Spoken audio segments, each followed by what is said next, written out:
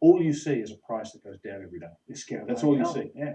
And it's really hard because the fundamentals, both in silver and in gold, are, to my mind, as constructive as they've been at any point during this bull market, perhaps more so, particularly in gold.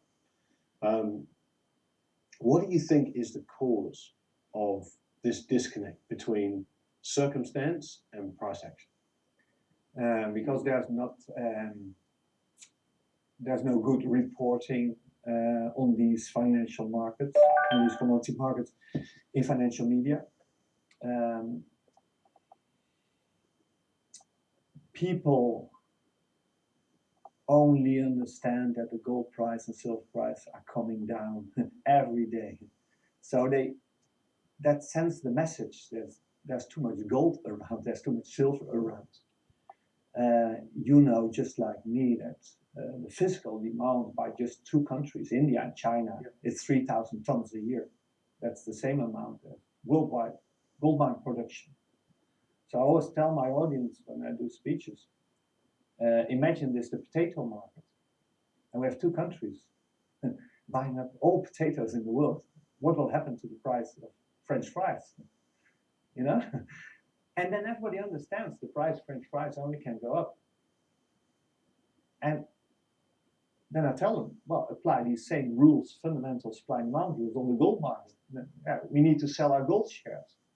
But the physical golds, you know, they're fighting for the physical golds. Now, all the London gold falls, we know from the gold analyst by Bloomberg, Kenneth Hoffman, that the London gold falls are virtually empty. He told us a year ago. And from the latest research, we know over 2,000 tons of gold left London gold falls. They were all refined in Switzerland or went to the east. I always tell listeners that when China wants to have the golden eggs, I want to own the chicken who can produce the golden eggs. And who are these chicken? It's the gold companies. So selling shares in gold miners now is the most stupid thing you can do, because they're the only ones who have ounces available when there really is a shortage. But people are frustrated, they're beaten down, and I understand it. And I talk to people about this stuff all around the world, wherever I go. You know, people have looked at exactly this case. They've looked at the investment case for owning gold. And you said something interesting, 30 seconds ago. You said it can only go up, and yet it only goes down. Yeah, and but in dollar terms, gold is in the downtrend, and that's important. That's an important point. And this we have seen in each and every correction. We have seen this in 2008, 2009. I was telling all my investors in my first book in 2007, I warned for a pending dollar or credit crisis. I was told them you have to buy gold and silver to hedge that risk. And then Lehman collapsed. What happened to the gold price? Went down 30%. So they all called me, Willem, you told us to buy gold because it would be a safe haven. It goes down. I told them, relax, can take a while. And the trend of gold going down after the Lehman collapse, it continued. But gold went up in other currencies, but in dollar terms, it continued to go down. And the last gold price who was going up again, and breaking out of the downtrend, was the gold price in dollars. The same is happening now. Gold price in other currencies is going up already for a year, but only in dollar terms. And that's all journalists, all investors, they look at the gold price in dollar terms. So there are powerful forces at work in the gold market to be sure gold is going down in dollar terms. And the Chinese always tell me the US designed a smokescreen surrounding the gold price. So the Chinese understand there's manipulation, and you can manipulate the gold price quite easily by selling loads of futures just on the margin on the COMEX, and well, we know how the well, okay, but that brings up another interesting point, because, and I spoke to John Hathaway about this yesterday, about this idea of extreme leverage in the gold market and hugely dwindling physical stocks. And incredible amounts of. He does, absolutely does. And he spoke very eloquently about it, as he always does. Excuse me. But it's another one of those things that when you look at it at face value, it doesn't make any sense. You know, you've got 280 claims per registered ounce on the COMEX. It's climbing. Yeah.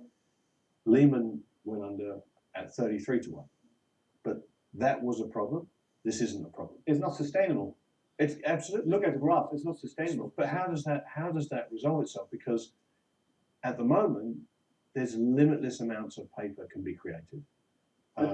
You've seen the graph of the paper claims backed by just 1 ounce of physical gold. You have a parabolic rise now. So this has been ongoing for the last few quarters. If I look at the graph like this, it's my opinion, it can't go on for another 2 years.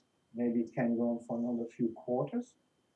But I wouldn't be surprised to have a real COMEX problem within 12 months, because the chart. There's only one way that can end. That chart can only resolve itself one way, because you're not going to increase production by 280 times. It will. Right? It could end in a default, COMEX default. Remember the potato default, 1976? There was a COMEX potato default. Somebody was short potatoes, massive. Not many people know this. They know about the Hunt brothers, in which the Hunt brothers were killed because the rules of the game were changed overnight by COMEX. But let's go back to 1976. There was a potato default because the short seller couldn't deliver. COMEX stopped trading potatoes ever since. So we could have a silver default or a gold default within COMEX. It's the end of COMEX gold trading. And we've been talking about a monetary reset or a gold revaluation planned well in advance. But we have seen many crises in our monetary financial past and also in commodities. So sometimes a reset is needed because a crisis developed before you had a plan. The Weimar Revolution, there was no plan to do what do we do after the hyperinflation. They had to start thinking about it as it happened.